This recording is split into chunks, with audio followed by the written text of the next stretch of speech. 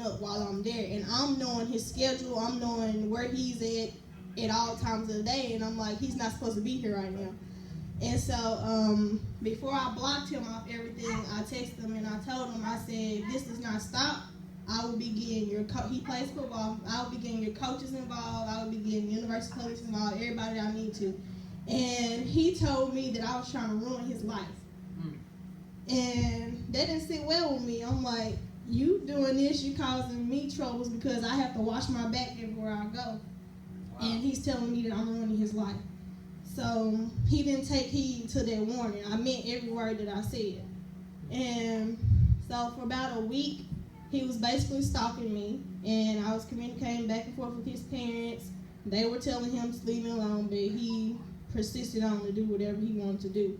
And so one particular incident, I was with my mom at my classmate's wedding, and my coworkers, I work on campus, and my coworkers kept calling me, and I'm like, what do y'all want? Can y'all please leave me alone? I'm at a wedding, and they were like, we just got something to tell you, So eventually I ended up back, and he was there, and they had no idea what was going on because I didn't tell anyone.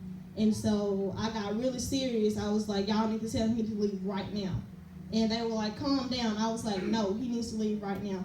So after that incident, he still kept going. Everywhere I went, he was there. He followed me to class one day all the way to my building, and I'm just like, this guy is really crazy. He needs some help.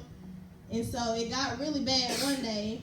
I have a staff meeting every week with my coworkers, and after I came from my meeting, I went to my room. I had all my lights out.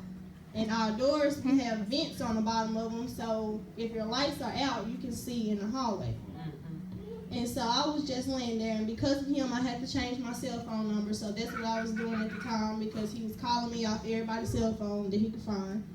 And I changed my number. I got up to get a list of my residents. I work with residents on campus, so they wouldn't text me through the night and not reach me.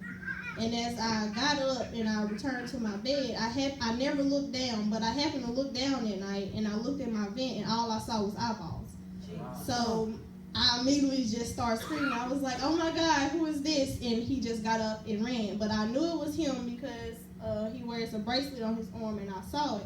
But I thought I was dreaming. I was like, this can't be real. And so I called UPD, and one of my coworkers happened to be in the hall. And they confirmed it, that he was at my door. He was literally laying at the bottom of my door. I don't know how he got in the building. Nobody knows how he got in the building, but he was at my door. And so I was a nervous wreck. At that point, I was depressed. I didn't want to finish school. I was ready to come home. And I couldn't go anywhere. My coworkers have to escort me everywhere I went. And so after a couple of days, I texted all of them, and I said, I appreciate everything y'all did, but I